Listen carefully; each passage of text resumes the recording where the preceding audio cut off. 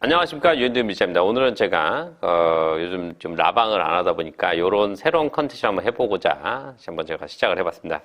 다른 분들 보니까 뉴질랜드 이민을 왜 시작했는지에 대해서 여러분들이 많이들 얘기하시더라고요. 저도 지금 제가 이민을 어떻게 왔을까라는 걸 한번 제가 생각해 보다가 한번 제가 적었어요. 이게 보고서 제가 얘기하더라도 좀 이해를 하시기 바랍니다. 이게 좀 길어서 이 혼자서 계속 얘기하기가 쉽지가 않더라고요. 예. 좀 제가 원래 읽어서 하는 게 제가 좀 스타일이 아닌데 너무 길다 보니까 제가 너무 길다 그냥 조금 스토리가 있다 보니까 그냥 막 얘기하는 것보다 나을 것 같아서 제가 한번 이렇게 적어봤습니다. 예. 한번 시작해 보겠습니다. 안녕하세요, 유진든 미지점입니다. 어느덧 이민 온 지 횟수로 21년 차입니다. 어려서 아버님이 미국 이민을 신청하고 그 결정이 고3에 나와서 이민을 포기했습니다. 그냥 한국에 주저앉아 살다가 저희 맘속에는 항상 이민에 대한 열정이 있었네요. 그래서 군대 갔다 와서 누나가 살고 있는 뉴질랜드에 배낭여행을 왔다가 이런저런 생각 없이 준비하게 된 이민. 생각 없이 준비했다는 건 솔직히 말해서 거짓말이고요. 그렇게 좋지 않은 대학, 집안이 어려서 사업을 좀 아버님이 잘 해 드셔가지고 이것저것 없이 한국에 있느니 그냥 뉴질랜드 가서 바닥 생활부터 시작하는 마음이었습니다.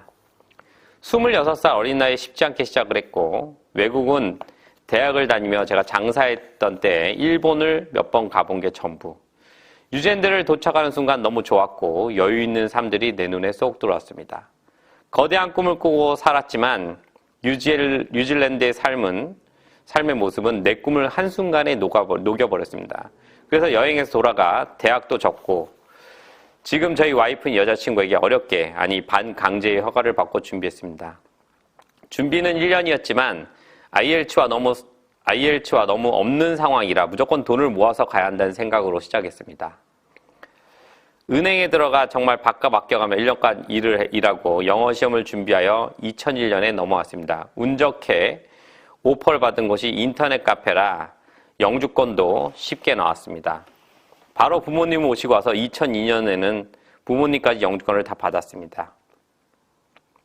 한국에서 준비하고 온 비즈니스 모델 참 허무했죠. 현실과는 완전 다른 뉴질랜드. 이민이라는 게 다 틀립니다. 이 생각하고 왔던 거랑은 많이 달라요. 여기도 날고 뛰는 사람이 있기 마련. 처음에 이민 와서 고민을 너무 많이 하고 6kg가 빠졌네요. 잠도 안 오고 나름 한국에 준비하고 온 도메인 www.angelLove.com을 가지고 유학 사업을 진행했습니다. 지금은 잘 쓰지 않는 나무 웹 에디터 책을 가지고 며칠 밤을 새워가며 만든 웹사이트. 하지만 그러면 뭐하나 아무도 들어오지 않는 그런 사이트. 그래서 나름 장사를 하면서 나우누리 천리안을 이용한 비즈니스맨인데 머리를 썼습니다. 초창기 네이버 지식인의 아이디 2개를 만들어서 하나로는 뉴질랜드 유학 가려면 어떻게 해요? 라고 하고 다른 아이디어로는 답변을 하면서 제 사이트를 써놓고 여길 가면 참 좋은 서비스를 받을 수 있다라고 해서 마케팅을 했습니다. 이걸로 대박이 나서 4, 5년을 울고 먹었네요. 그런데 지금 와서 보면 참 시기와 아이템이 적절히 맞았다라는 생각이 듭니다. 그때가 한국 유학의 붐이 시작된 시기였고 그때가 제가 만든 사이트 네이버 지식인의 어설픈 출발. 그게 제가 뉴질랜드에 자리 잡는데 많은 도움이 되지 않았나 싶습니다. 하지만 저도 이민 생활을 하면서 본 건 보통 30대, 40대의 좋은 학벌 분들이 많이 왔습니다. 집 정리를 하고 그때 당시 2억, 3억 정도 들고 오면 어느 정도 초반에 그럴싸하게 자리를 잡는 것처럼 보였습니다. 하지만 아이러니하게도 뉴질랜드는 고학력 화이트 셔츠는 필요로 하지 않는다는 현실. 그리고 30, 40대 고학력자가 회사를 그만두고 온다는 건 느낌 다들 아시죠? 아니신 분도 많지만 대부분의 한국 사회에 대한 회의나 여러 가지 이유로 여러 가지 이유로 오시지만 가끔은 사회 부조공도 있습니다. 그러다 보니 뉴질랜드나 외국에 오시면 MBA를 나와서 꽃을 판다던가 카이스트 나와서 택시 하시는 분도 있습니다. 그분의 삶이 절대 실패했다는 건 아닙니다. 나름 삶에 만족을 하고 산다면 그게 성공인 것입니다. 한국도 좋은 직장, 좋은 차, 좋은 집 그럴싸해 보이지만 다 빛으로 만들어진 상황이라는 거 다들 아시죠? 그래서 전 무엇이 성공이고 무엇이 실패라고는 말씀드리고 싶지 않습니다. 하지만 자기가 만족하면 성공이고 자기가 만족하지 않으면 실패인 것입니다. 이민 1세대의 삶은 대부분 3차 서비스업이 많습니다. 그럼 학력과 경력은 무시되는 경우가 많죠. 그런데 아이러니하게도 이민법은 고학력과 좋은 직장을 가져야 영주권이 나오고 그걸 맞추기 위해 부당 대우를 받는 경우가 많이 있습니다. 정말 능력이 있어서 맞추는 분도 있지만 그런 분이 몇이나 될까요?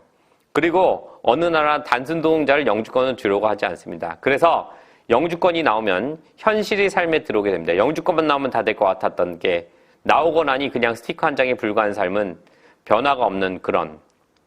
하지만 처자식을 먹여 살리기 위해 열심히 살다가 어느새 머리는 하얗게 되고 자식들은 커서 자기가 잘나 큰 줄 알고 큰 줄 알지. 자기가 잘나서 큰 줄 알고 하다 보면 고국이 그리워지기도 하고 그나마 부모님의 능력이 있으면 머릿속에 고백투 코리아하고 생각하는 거죠. 가끔 영상을 보면 그냥 왔다 한국 가고 싶다 등등 많은 영상들이 있습니다. 그게 시기가 다 돼서 그런 겁니다. 그나마도 여유가 없으면 한국 생각은 뭐 아예 접어야겠죠.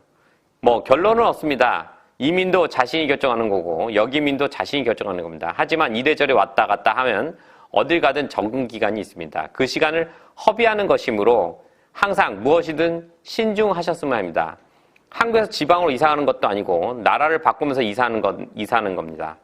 그래서 이민을 준비하시는 분들에 항상 좀 말씀드립니다. 항상 신중하시고 마음의 결정이 섰다면 무엇이든지 빨리 진행하는 겁니다. 후회 없이.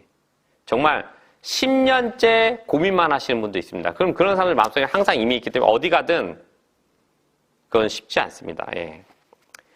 전 아직까지 후회는 없습니다. 유지의 삶도 매우 만족하고 있고 가끔 그냥 하시는 말씀일 수도 있지만 한국에 있었으면 엄청 성공했겠어 라는 말을 들으면 저도 아주 좋습니다.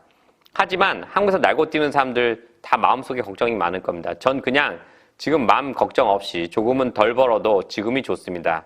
지금까지 후회 없이 열심히 살았고 중고등학교 때 공부하고 노는 거 사회에 나와서 그 배 이상으로 열심히 산 것 같습니다.